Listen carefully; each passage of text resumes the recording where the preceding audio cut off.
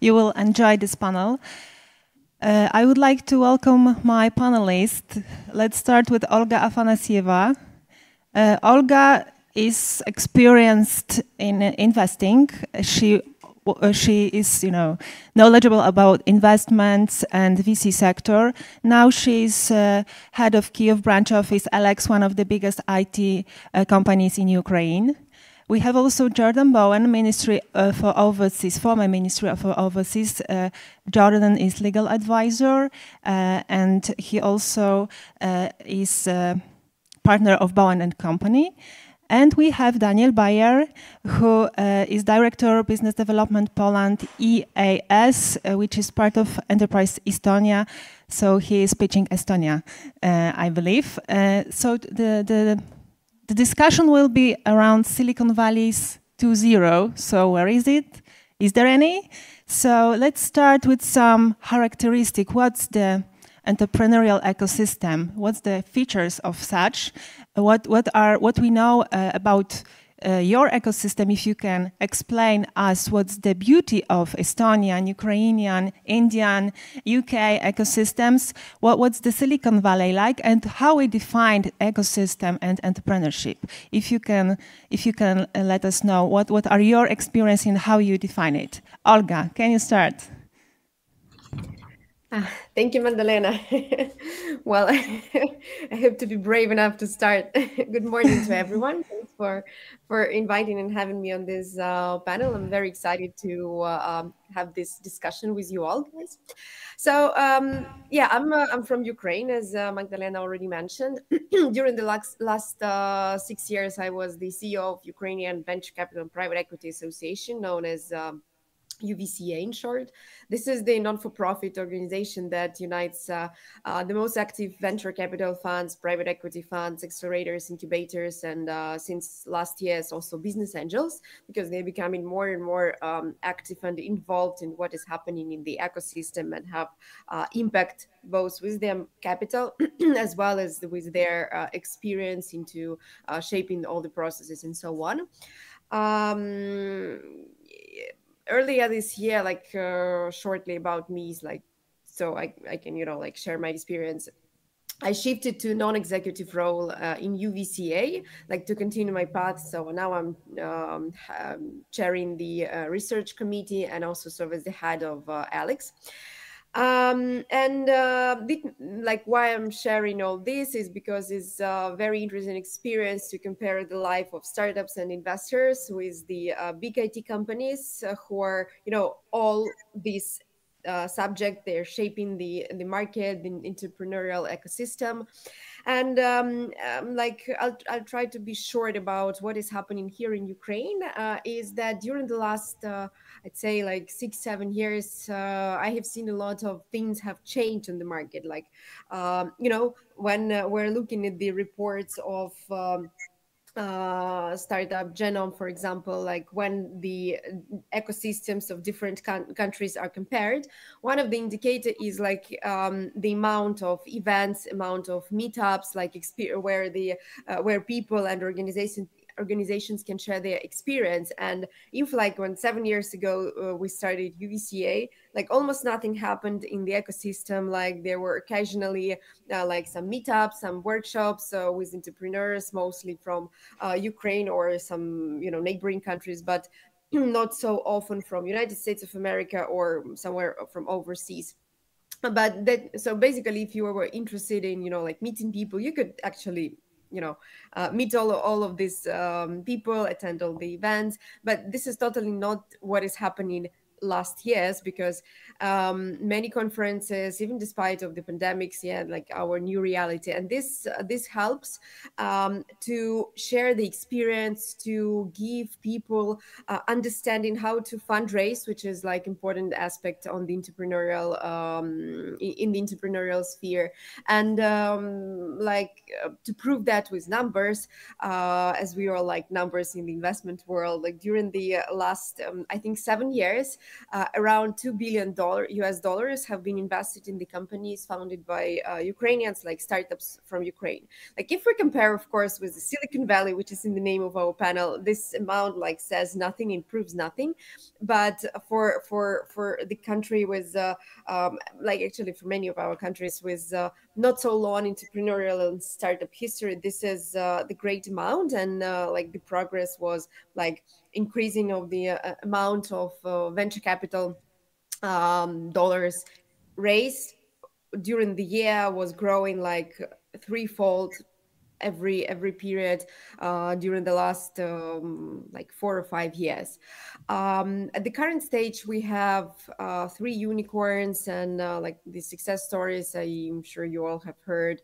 Like the first is GitLab, Grammarly, People AI since recently, and last week there was a successful IPO of the first startup founded by Ukrainian on Nasdaq, with the huge like growth um, of the shares value from the company. So a lot's going on, and but like here I would like to put like comma, not full stop, and discuss later and giving the word to other speakers. Thank you. Thank you, Olga. Before we move to India, let's stay in the CEE region. And I guess Estonia is well known in the world. This is a small country, but the number of startups per thousand of people is the largest in the region. So what's the characteristic of this ecosystem? Why is it so? I think it's about entrepreneurial spirit, so it's part of the culture. Secondly, I think it's also important, as Olga mentioned, it's not in the numbers of successes, but that you have the first successes, like even in this infrastructures. We are both talking here about post-Soviet Union countries, so this is also the question that every single country, post-Soviet country, like in the 90s, had to ask themselves: what's their relationship towards the future and towards the innovation? And sometimes, like generations needs to pass. And luckily, Estonia was in the place that was very unlucky, because they had very big financial issues, and also they had to I would say, change the whole ecosystem they are operating in. So they were thinking what we have to do, and but the change they adopted, they did two things. One was the education. Estonia has extremely good education, especially technical education. And secondly, innovation and new technologies. And those days in the 90s, the new technology and the cutting edge technology was called internet. So they were using internet in the public services, in education, etc. And now it pays off. But also I think what is important is the culture. And what I think all of the countries in the panel share, including Poland, is that you have something which is called, I think in the Silicon Valley, the fire in the stomach, which is the urge to be successful. And I think it's a common ground for Poland, for Ukraine. There's a lot of people that are very motivated and want to be very successful. They want to change things. And I think this is what we share also with India, that there is a lot of Indian people, especially the ones I've met, that are in Europe or in the UK, or in the US, that are very highly educated, but as well extremely motivated. And I think that's the ingredients of the success. So Indian fire in a stomach. So do Indian have this fire in a stomach? Probably yes, because Jordan, India becomes third largest startup ecosystem in the world, after the US and China. So it's the large market. And what's the motivation of Indian startup? Good morning, everybody. Magdalena, thank you for having me. Yes, Indians do have this sense of fire in their stomach. Silicon Valley, or our equivalent to Silicon Valley in India, is currently worth around 180 crore, which is about $180 billion, making us the third largest, as you said. I think it's a very cultural thing. As Daniel said, it's a mind system or a setup that's instilled in you from a child that you must be successful, mainly for the family name, I suppose. And this has really reflected in the startups of Bangalore. If you look at the most recent startups, one of the biggest startups in India is Cred, which was founded in 2018. It's a finance management platform. Just only a few years later, in April of this year, they were valued at $2.2 billion. Now, for India, that's huge. It's giving us an opportunity to make the most of this mindset that we have, this culture of being successful, doing the family name proud, being able to achieve what your parents maybe couldn't achieve because they didn't have the resources or they didn't have there's also a big issue of the caste system there. They weren't in the right caste to make the most of the opportunities posed to them. Now, with so many foreign companies moving into India and the culture changing and them bringing Western culture over to India, it's allowing the average Joe to really excel and to make the most of this fire in their belly. And let's look for some common things in our ecosystem. So let's revise how pandemia changed the, let's say, rules, whether there was any change, or what you can observe in your startups ecosystem. What kind of examples you can share with us about how this entrepreneurial, let's say, skill is rising. Jordan, any any examples? I know you have many. I must share with you actually that the pandemic in India is still going through only its second to third stage.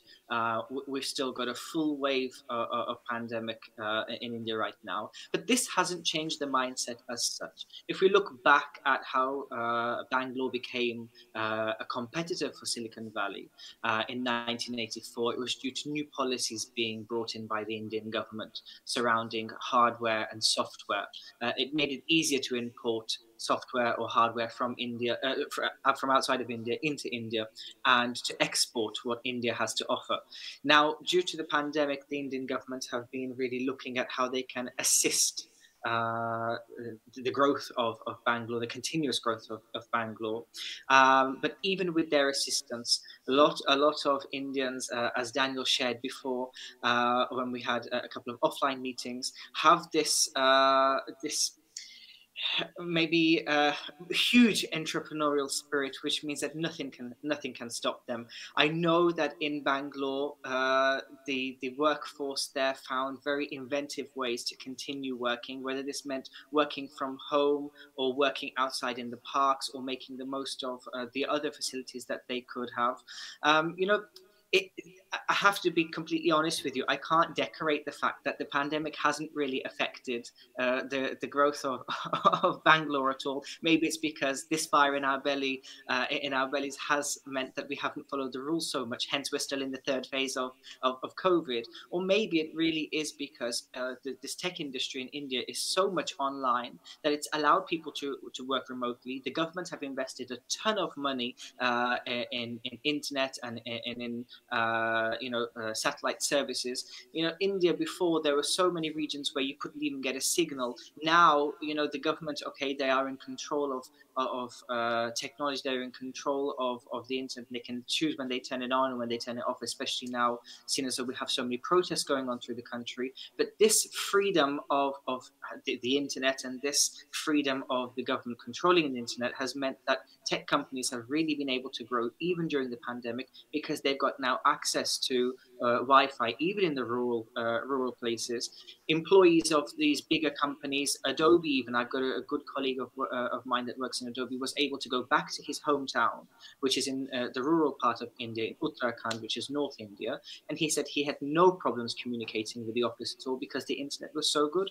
10 years ago, nobody had really heard of the internet. I remember when I went to India 10 years ago, it was difficult to get a telephone signal to let our family in the UK know that we had got there safely. Now, my most recent visit to India, everybody's on social media. Everybody's making the most of this tech boom in Bangalore. And we can be thankful for the internet there. That's what's really supported everybody in the pandemic too. I think that there wasn't India due to all of the, if there wasn't internet in India due to all of these foreign companies coming over, I think that the culture would have been very different, and I think that we wouldn't have really lasted through the pandemic. Daniel, you are supporting startup to expand abroad on a daily basis. So what you observed in last 2 years, so years of pandemia? In terms of the pandemic, I think like from the perspective of Estonia, most of the ecosystem was there in terms of, like internet is in the constitution right, and also the education can be run online. But the thing is that like if you're in a startup or if you're in an entrepreneurial environment, you need to be very creative as well and adopt easy. And there's also this word pivot, that you completely flip the business because your previous model didn't work. And I think pandemic is one of these things that makes you pivot. One of the examples is I've met in Tallinn a restaurateur who was running a very successful restaurant in the middle of Old Town. And because of the pandemic, he had to close down the business. So he took off the tables out of the restaurant and created additional 2 kitchens, and basically in the same area closed down. He was running the business on with the Estonian company called Bolt, and the couriers were delivering food, and he had like 3-4 restaurants registered at the same site. And it was quite successful in the pandemic because everybody was ordering the meals from the restaurant through couriers and courier services. And then what happened, like he was thinking about how to improve. So because it was going so well, so he then did the procedures of making the food, and in a way that you can put in an oven or microwave. And he had a visit from the authorities, Estonian authorities. And they, very Scandinavian way, very politely, they said like, listen, you have a food manufacturing plant in here rather than a restaurant. So you need to apply for a food manufacturing license. So he said, how long would it take and how it will be organized, and it was organized quite quickly, obviously through the internet. And then he started the food manufacturing plant. And at the moment he's present, after these 2 years, he's present in 5 countries in the Baltics and also in Scandinavia. But the fun part of the story is also that living in Tallinn for 10 years and being raised in the UK, this is the Indian national, so he's by origin Indian. So it also proves that, first of all, the entrepreneurial spirit of the Indian people, and secondly, the ecosystem of Estonia, and some market differences. My question is, would it be also possible in a country like Poland, from the whole story, would it go so smoothly, especially in the conversation with the public authorities when they found out that you have not the restaurant anymore in a space, but manufacturing plant is quite a different question. But I think this is one of the stories that proves that, we need to be very flexible. And I think when you're doing the large businesses or manufacturing plants or logistics or big corporate businesses, this changes and being flexible, it becomes more difficult no matter where is the location. And when you're a startup and you're maybe a bit smaller or in the beginning of the road, I think it's quite easier, but also it needs a lot of creativity out of people, and creativity and smart people and entrepreneurial people, I think, are everywhere. So people says that every crisis creates opportunities, especially for creators like startups. And so new startups are born in a time of crisis and they become superpower in the future. So Olga, what kind of superpowers are in Ukraine? I know that you have 4 unicorns, and how many are in pipeline? The list is long, but for some we need more time than for the others. But definitely there is a potential for at least 5 companies or something.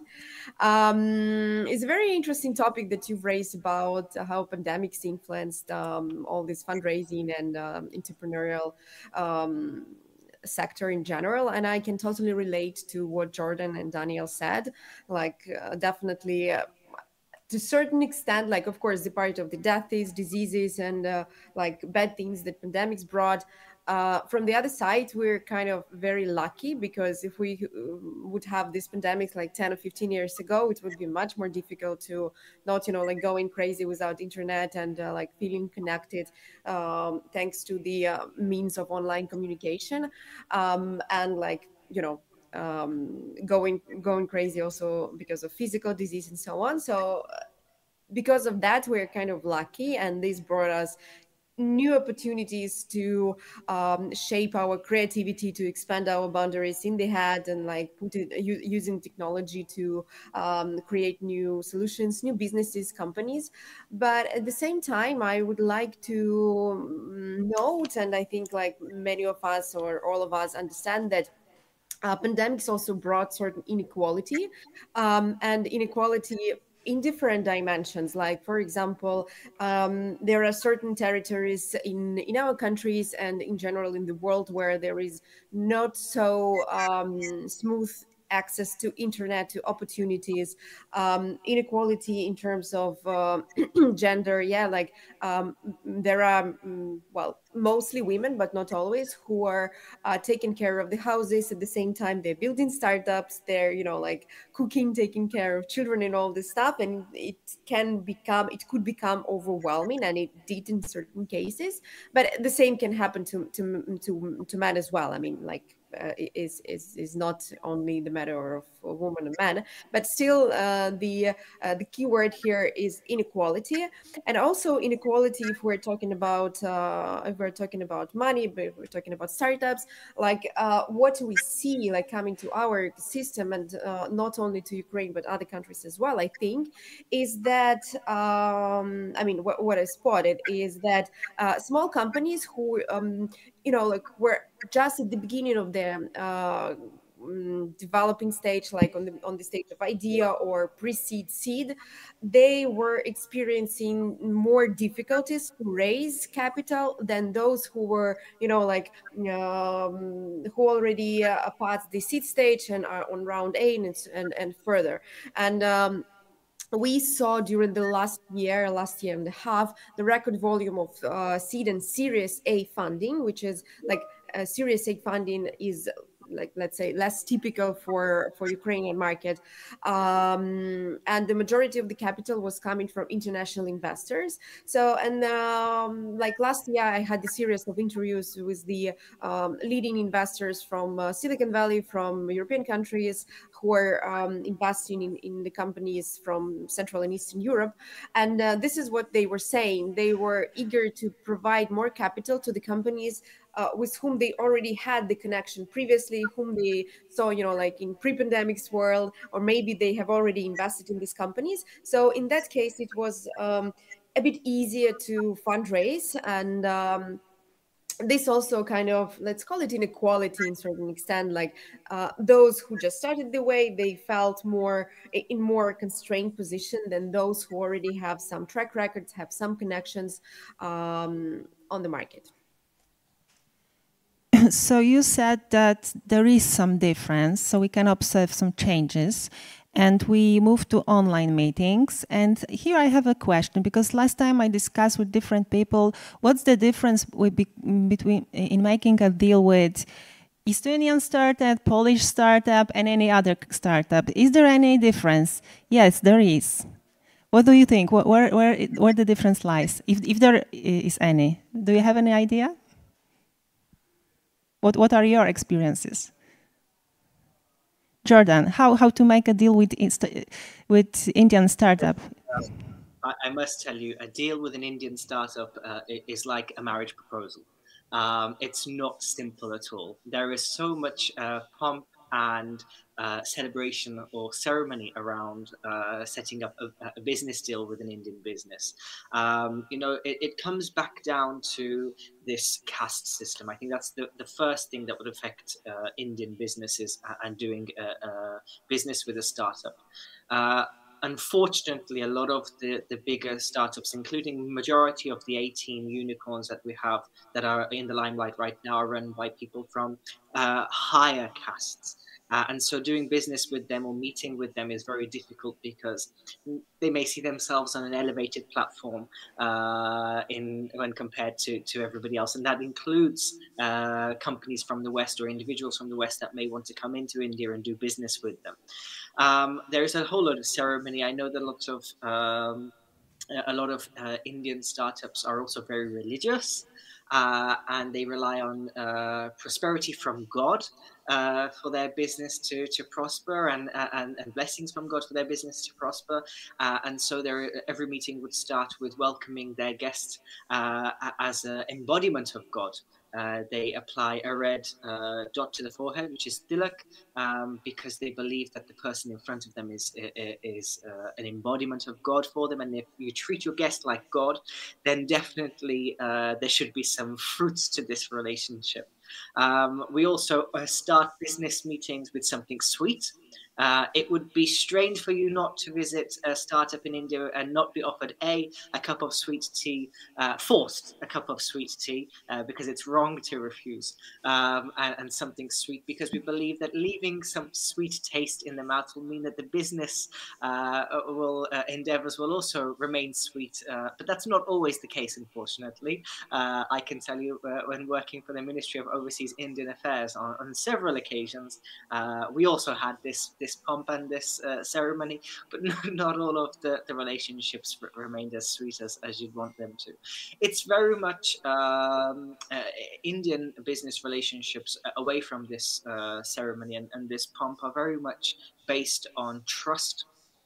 There isn't the complicated legal system like we have over here in Europe, and it is very much they're holding everybody to their word. Now with these startups growing and there being so much growth in Bangalore specifically, there are some steps that are being taken to support the legal processes when you're doing business within India or when you're doing business as an external body coming into India.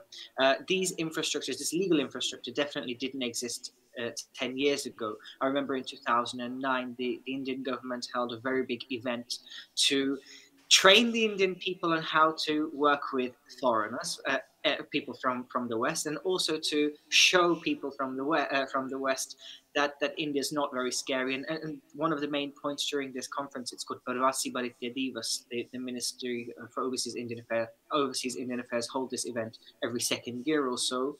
But this was one of the first. The purpose was to establish how business relationships can be conducted.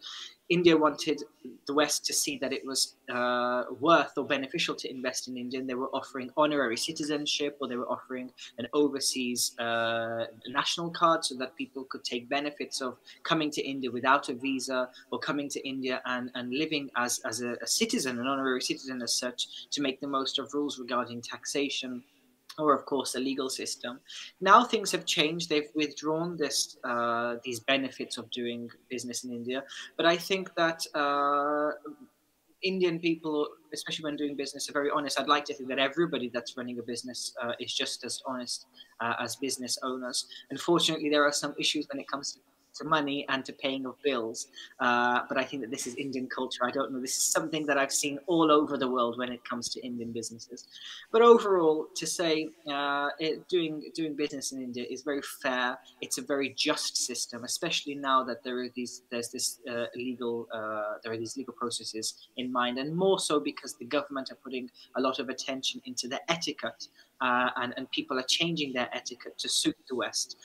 It's like the new American dream to do business with a business or a startup from the West. It is a dream for startups in India, and everybody's striving towards this, and they're trying to make themselves as appealing as possible. But to end this point, I must say that the downfall, and what hurts me the most, is that Indian startups are losing their identity because they're coming away from Indian culture, and they're coming away from being Indian to appeal to the West. doesn't really go hand in hand. I think there is a beauty to being Ukrainian or Estonian or Indian. And when you come away from this, you're coming away from your identity. And are you really then doing business as an Indian business or an Estonian business or a Ukrainian business? I don't think so. It's like dilemma of scaling. Exactly. Yeah. Exactly. Yeah, in Central and Eastern Europe, although many countries are post-Soviet countries, so there are a lot of similarities. However, people are different. Do you think that, and what kind of differences you observe, and whether this impact deal making? Olga, Daniel, what do you think? Olga? Olga, do you see any differences between us? Well, I mean, Europe is not so homogeneous as, for example, America. Well, though America, you know, like there are differences in between different states and East Coast, West Coast, all this thing. But anyway, at least it's one country. In Europe, the difference is probably bigger because there is its own, you know, tradition. There are its own traditions, legislation, culture, the lens of this, the history, let's say, call it like that, of each country. So it definitely brings differences, and European region is not so homogeneous as other big markets like United States of America, yeah, like where the Silicon Valley is located. So that's why it can be more challenging to, you know, like to have something like Silicon Valley, let's call it, in our region. But we have the geographical proximity. The countries are located very close to each other. So basically you can be in the morning in one country, afternoon, you know, like having coffee in the other one. Well, not in all the cases, but anyway, is much more easier to move between the countries when you have a green pass and you have the negative COVID test. So yeah, I think our differences can bring some challenges, but at the same time, they can bring more creativity, and they can, you know, open our minds and bring something to the businesses, some, you know, some twist which is not available in other like bigger countries and ecosystems. Daniel, I heard that Estonian people are very effective during meetings, so after one meeting they can close the deal. Is it so? Well, I think it depends on the deal, and it depends on the people that you meet. Basically, what we are talking about is that how culture affects the business. In terms of the Estonia per se, it's quite close to Scandinavian culture. The biggest trade partner of Estonia is Finland. So people, I would say, are very welcoming and very open, but a bit reserved. Sometimes, I think this is one of the reasons why they feel so good in terms of the technologies and using the technologies and using the internet and talking over the internet and using the new media by culture. Up to the certain point when you need to meet people, I would say, more closely, then they open up and they become a bit more emotional in sense of you know, getting together and networking. But also there's, in the business terms, there's this sense when I have a meetings, usually they are much shorter than in Poland, for example, or in the UK on average.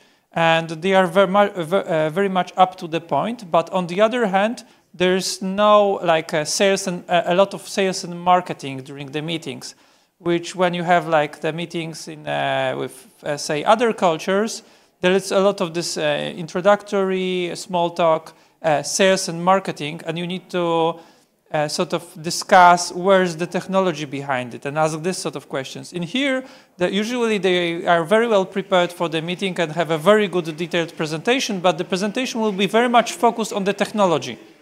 So you need to get the business model out of the people by asking them different questions because they start from the technology and finish on the technology, and you need to get the, how we can adapt it in the business. What are the usage? Who are the prospect clients?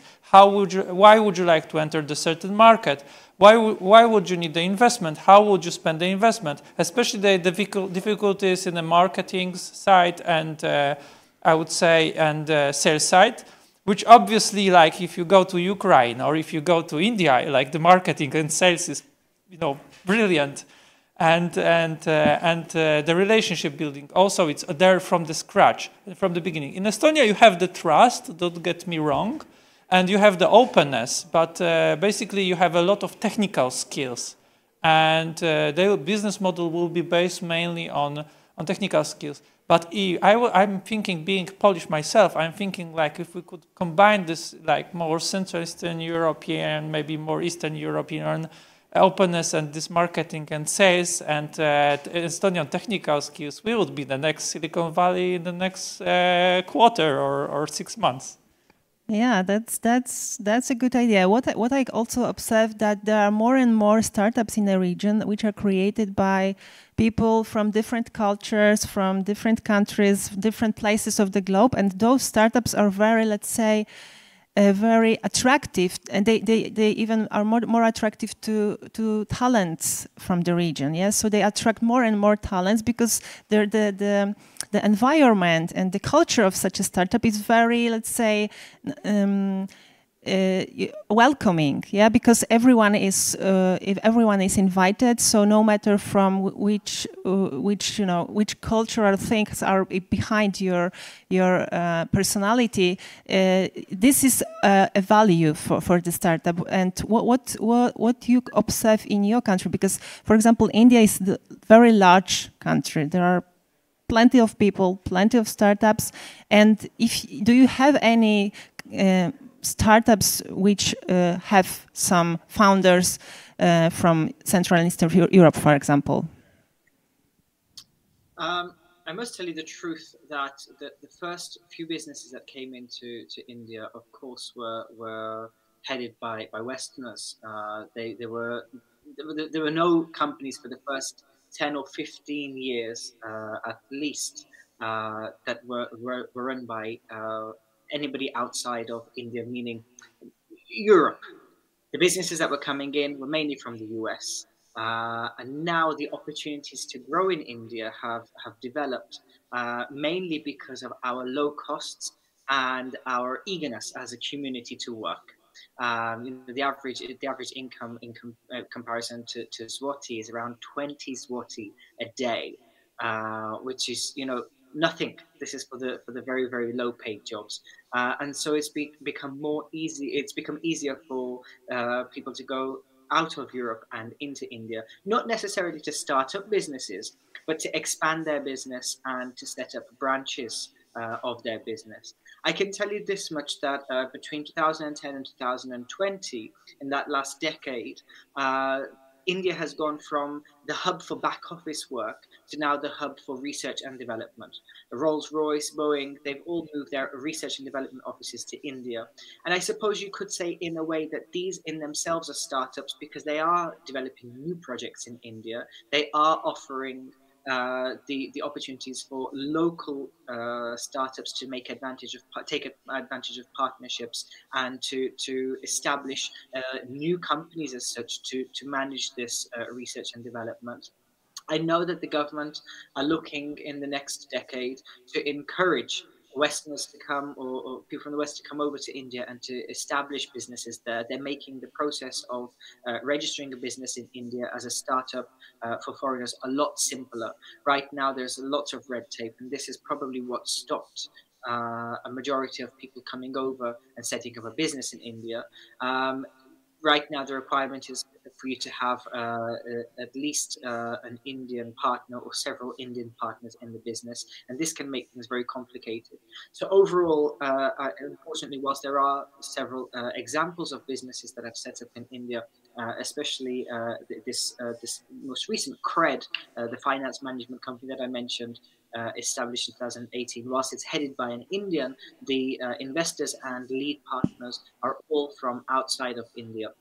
So yes, there are opportunities for Westerners to come out to India, come over to India, but overall, it's lots and lots of red tape, and this is a cultural thing. Once the red tape moves, I invite everybody to come and set up a business in India, because I think that there is much benefit there. It's great to set up a business. You know, if the big companies can do it, I'm sure the smallest startups can do it. I know that there is a very successful startup. Unfortunately, it's not a tech startup. They're not based in Bangalore. They're based in Delhi. They started namely as a charity, a foundation. It's a US-based business. The startup, the founder is about 33 years old. She went over to India with a dream of setting up a manufacturing business there.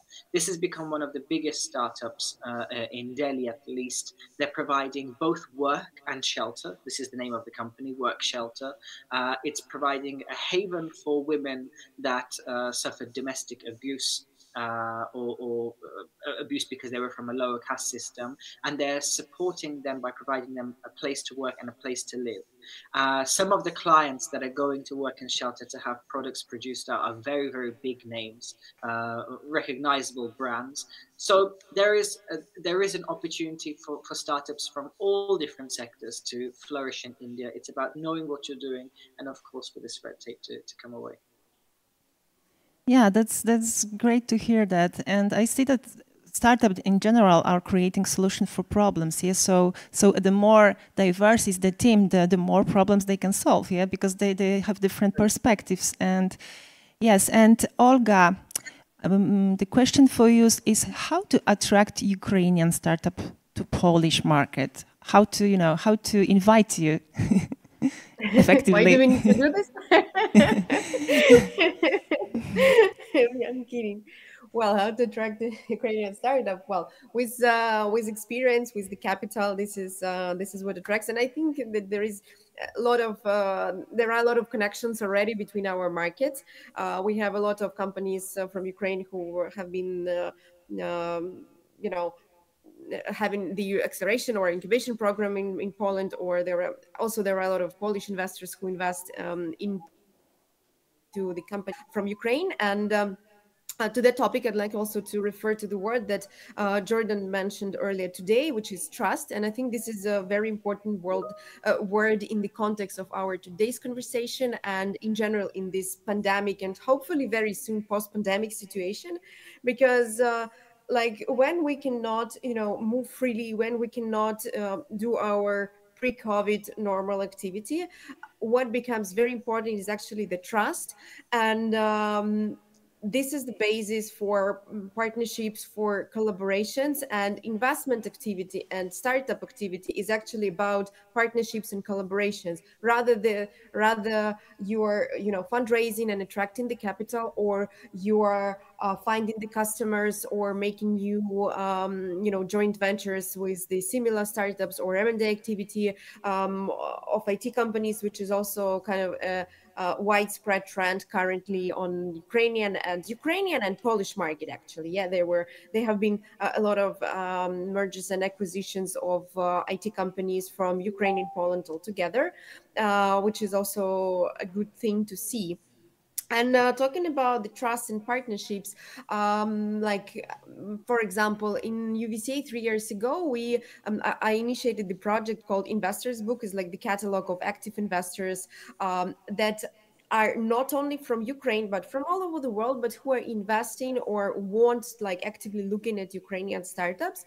And so recently we thought when, if not now, is the time to make the updated version. So we are currently collecting the information about we're spreading the form to fill in and to include the active investors, but not only venture capitalists but also business angels, incubators, accelerators, those who are active on the market and want to invest in particular in Ukrainian startups as well. So if someone who is on our conversation now or listening to us, you can write to me. I'm happy to share the form. The catalog will be distributed free of charge, and it was very valuable, not try to say the source of information, like with like 50,000 interactions during the last couple of years. So I think like things like these and many others, they help to establish this partnership, which is based on the trust and the eagerness and the openness to have this collaboration and partnerships.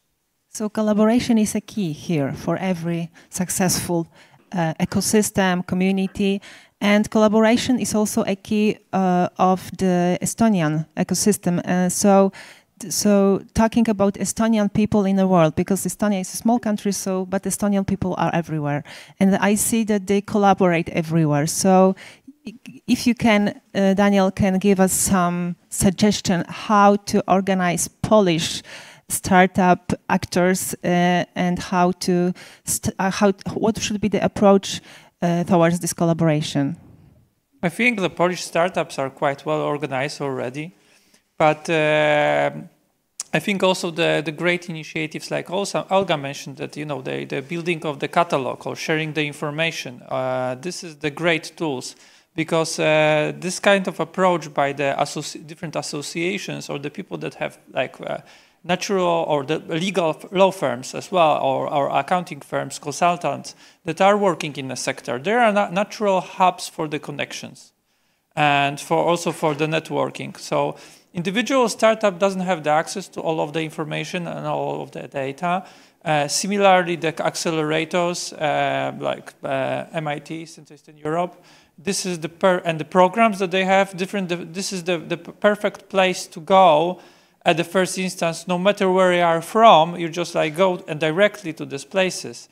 I remember a short story some time ago. I was working as a consultant in London for the Polish startup. And this Polish startup, which was the software house originally, they had the employer sent to the UK, to London, to hunt for the new customers and expand the network of contacts.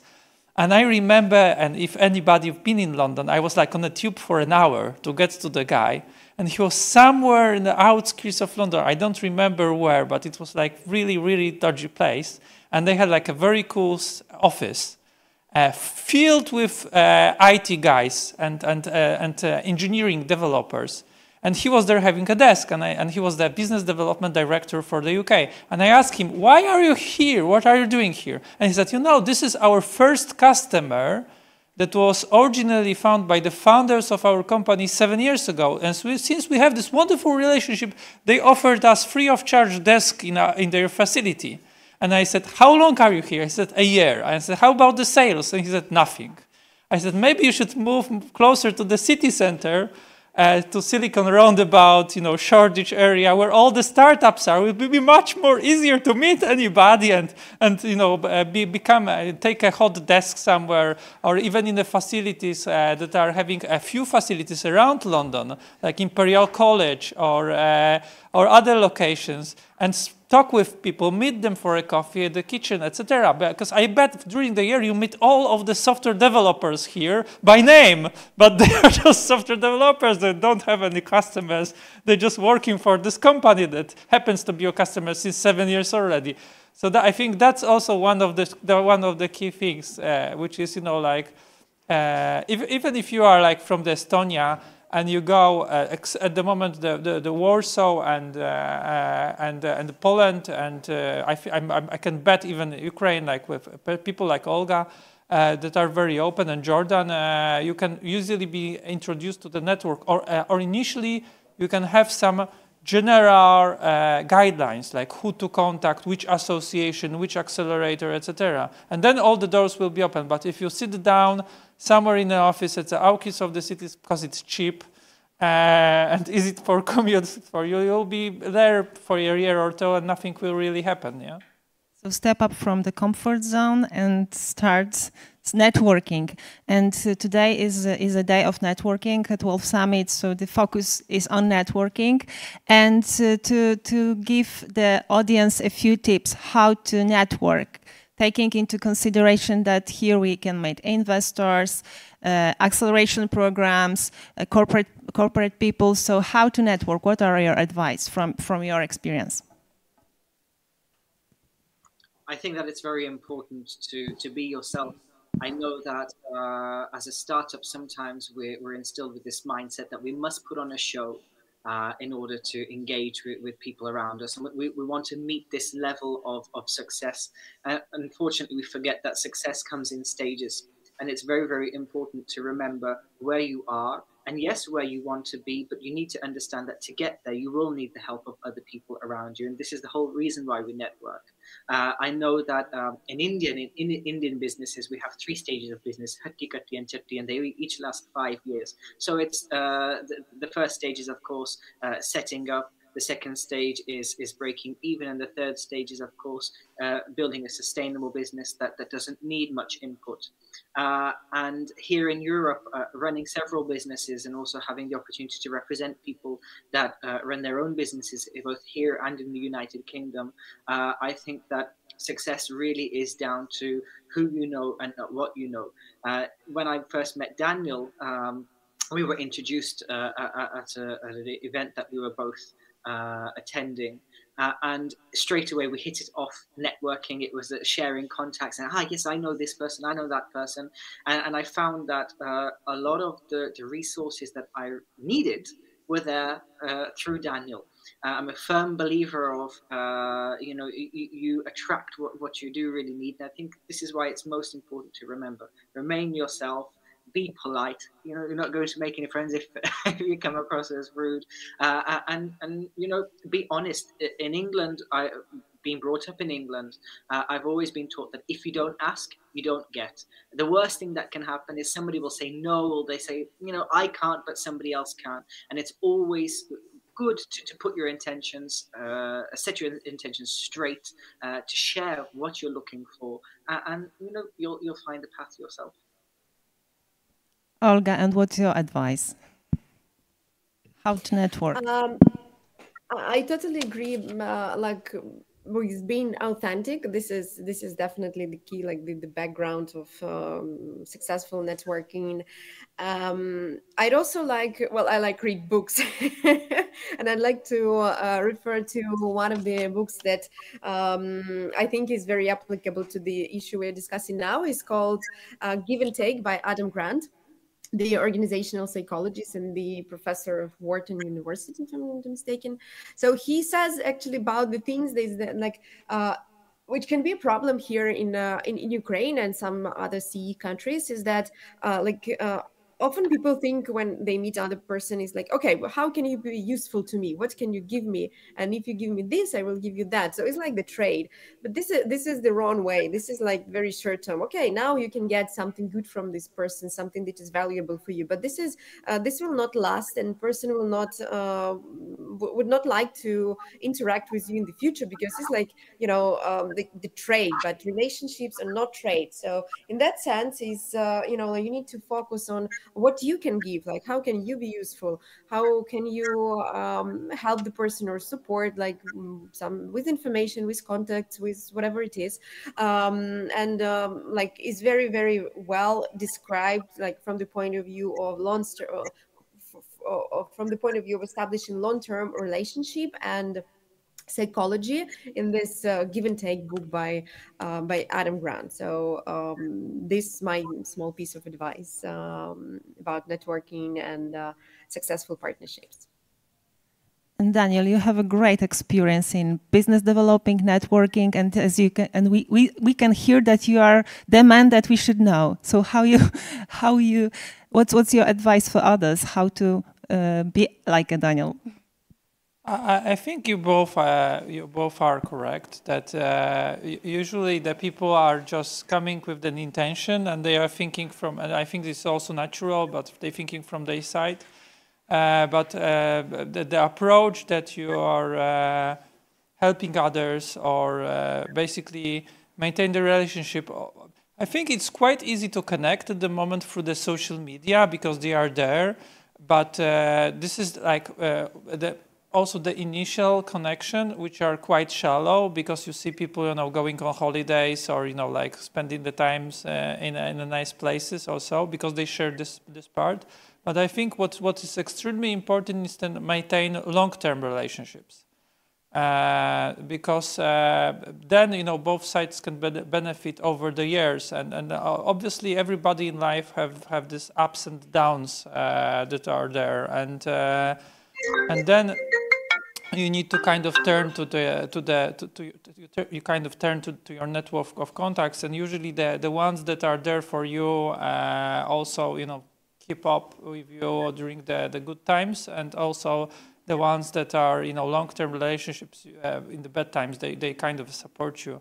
So I think, you know, like it's usually in these days it's just quite easy to meet somebody on a business in a private life, but it's quite shallow as well, and the expectations are also getting shallow and shallow.